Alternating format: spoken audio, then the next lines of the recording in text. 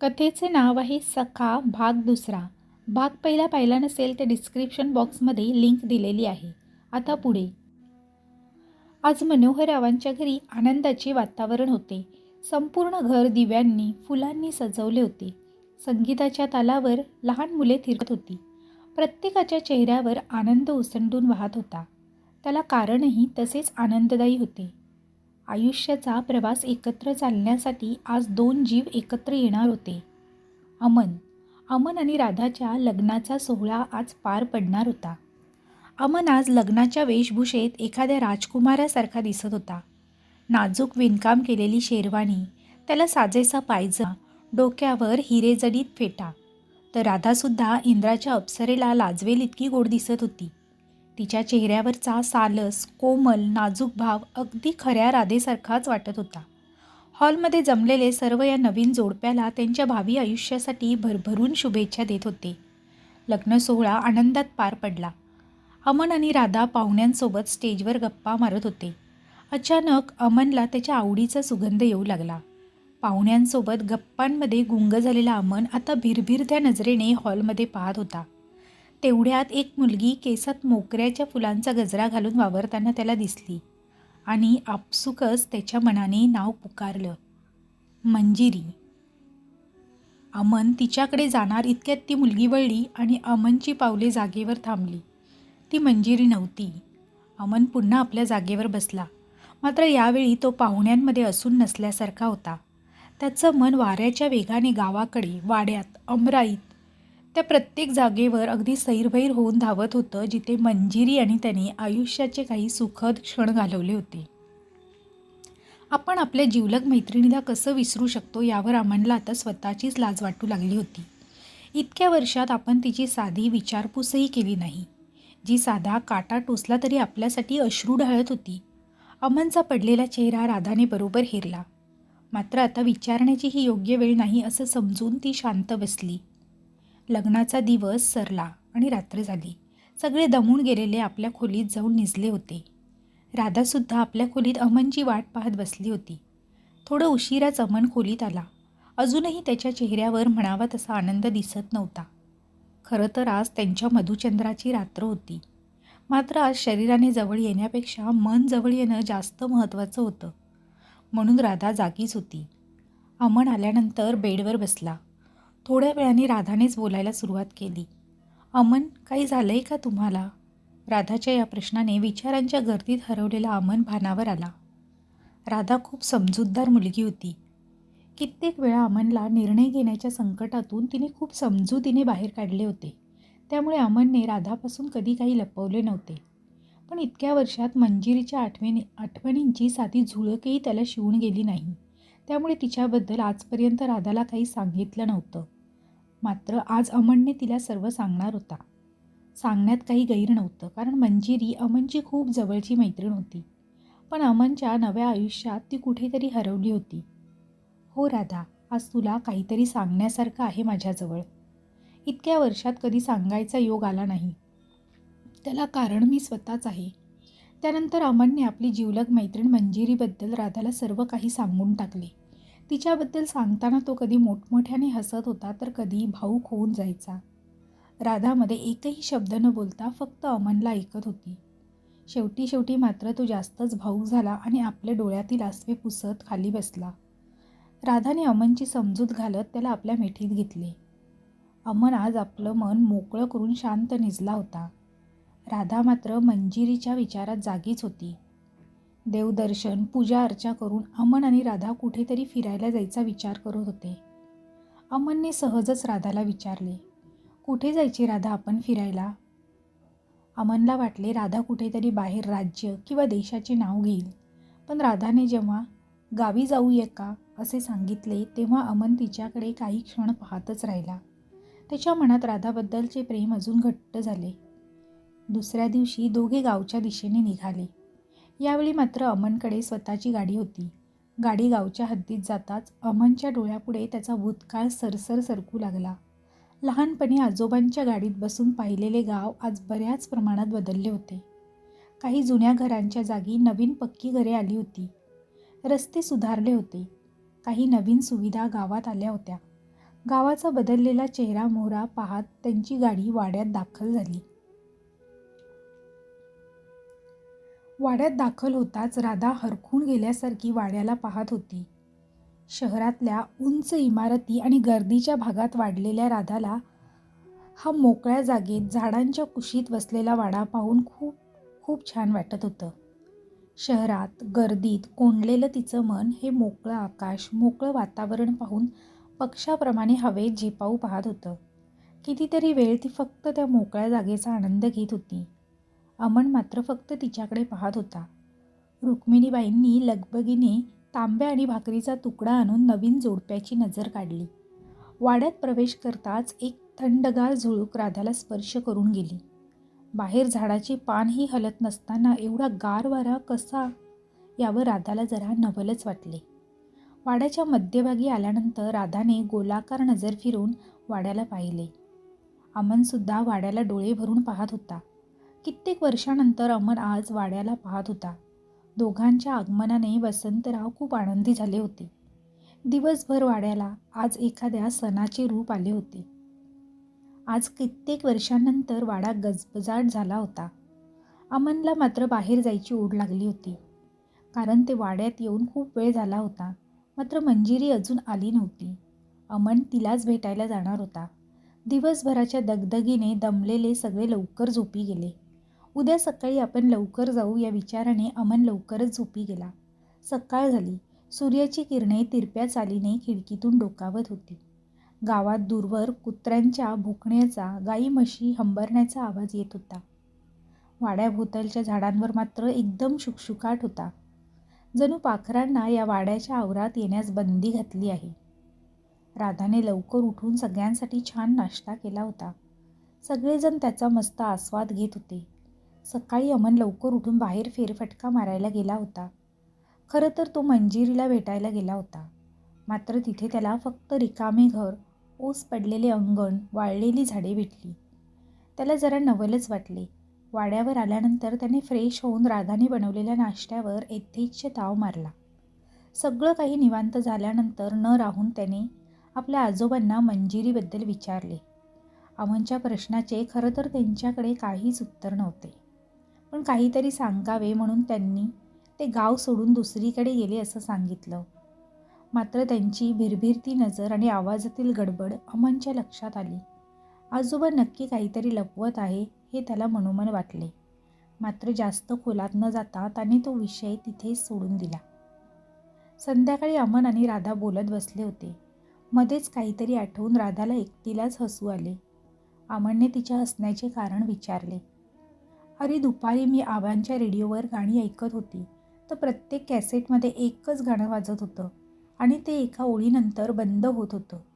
तुमच्या घरात एकाच ओळीची गाणी ऐकतात का? राधाने हसत हसत हा किस्सा त्याला सांगितला.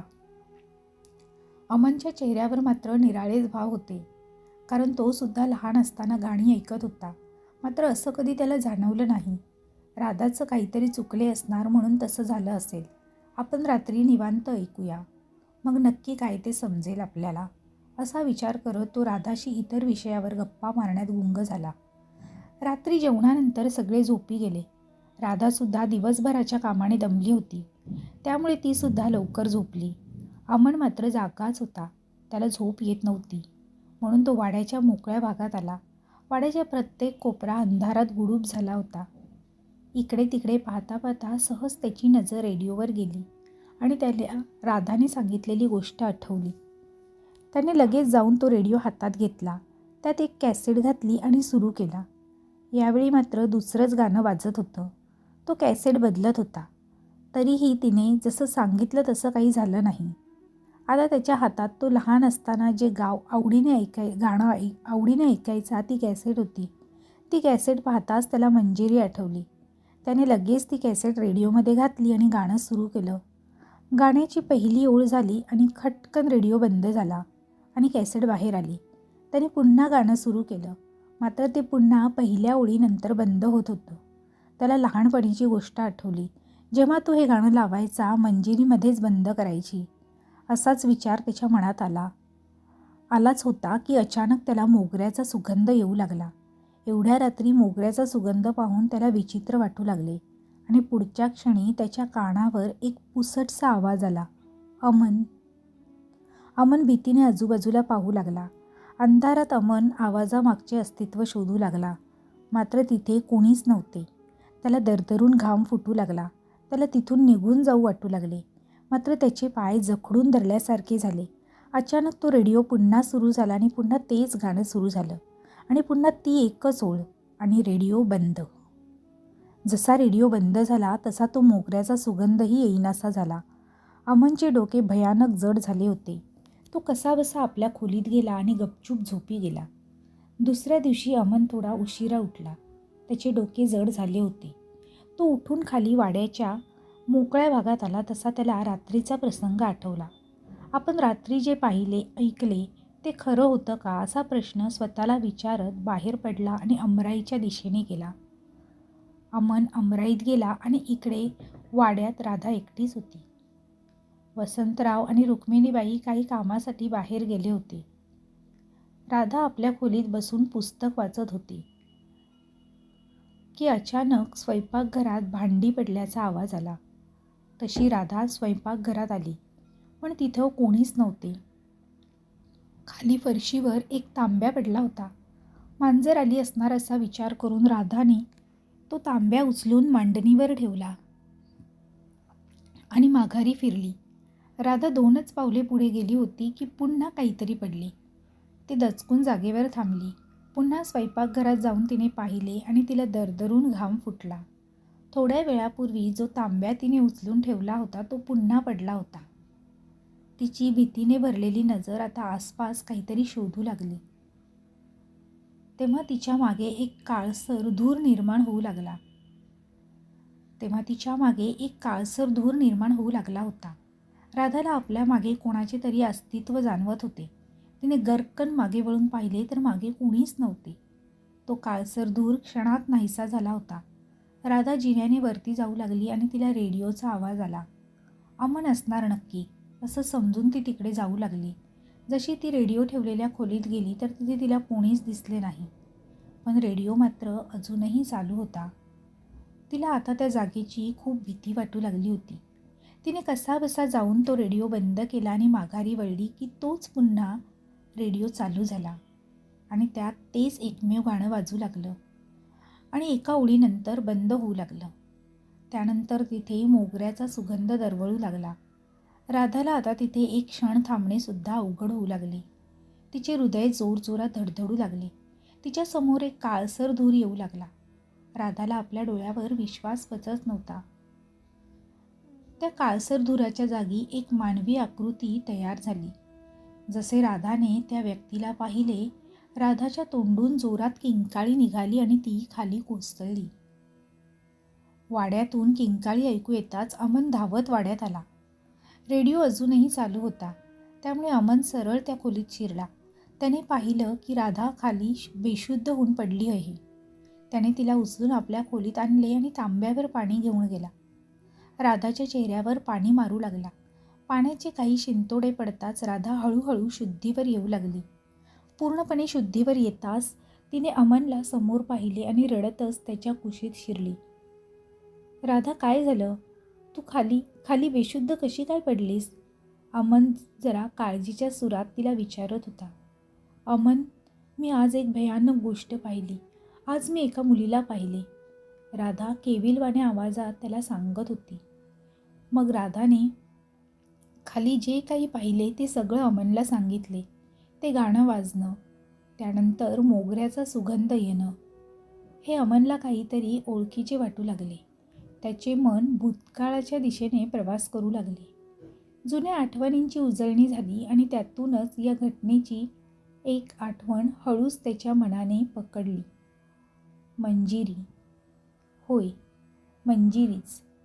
मला मोगऱ्याचा सुगंध आवडतो म्हणून रोज मोगरा घेऊन येणारी मंजिरी.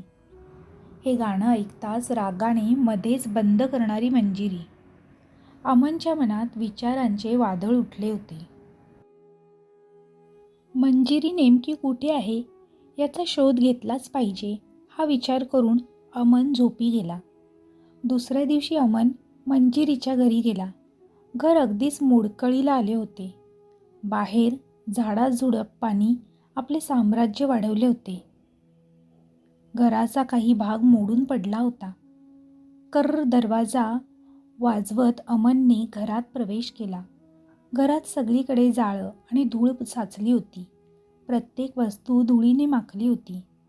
घरात नजर फिरत असतानाच अमनला खाटेखाली एक पेटी दिसली. अमनने जाऊन ती पेटी बाहेर काढून उघडून पाहिली. त्यात मंजिरीच्या लहानपणीच्या काही होत्या. बांगड्या, खेळणी, छोटी फ्रॉक बरोबर एक छोटीशी वही. मंजिरीने कधीच त्याबद्दल अमनला सांगितले नव्हते.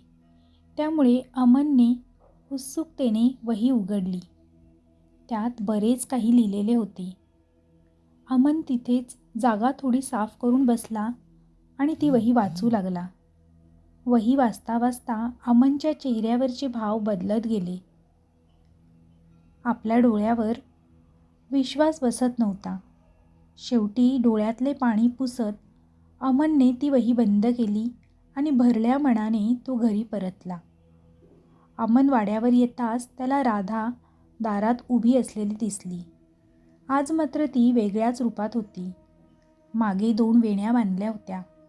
केस चापून चुपून विंचरलेले.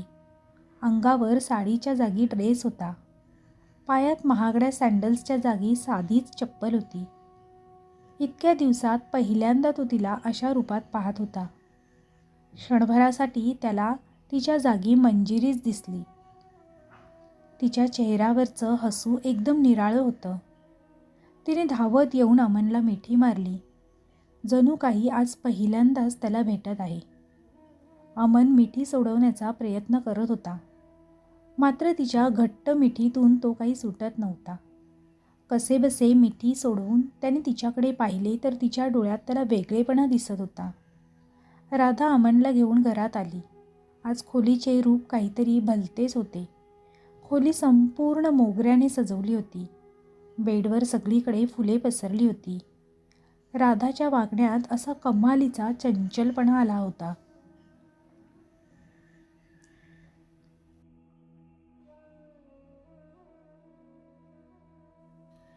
अमनला राधा नेहमीची राधा वाटली नाही. त्याला तिच्या स्पर्शात वेगळीच अनुभूती येऊ लागली. त्याला तो सुगंध नकोसा वाटू लागला. त्याचा आता श्वास गुदमरू लागला होता. शेवटी न राहून त्याने जोरात आरोळी ठोकली. राधा.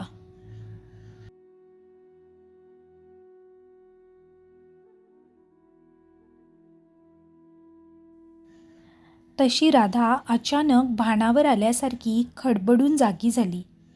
स्वतःकडे आणि आजूबाजूला पाहताच तिच्या चेहऱ्यावर गोंधळलेले भाव तयार झाले होते. अमन, हे काय आहे? आणि मला हे असले कपडे कोणी घातले? राधा गोंधळलेली अमनला विचारत होती. तिच्या बोलण्यावर अमनला काय उत्तर द्यावे समजले नाही. त्याने कसे तरी तिला समजावून ती वेळ निभावून नेली. राधा असे का वागत होती याचे उत्तर शोधणे आता अमनला अधिक गरजेचे वाटले. आणि याच गोष्टीचा विचार करत करत अमनला कधी झोप लागली हे समजलेच नाही. राधा अशी का वागत होती? अमनला ह्याचे पुढे जाऊन उत्तर मिळेल का? आणि पुढे राधाचे काय होईल?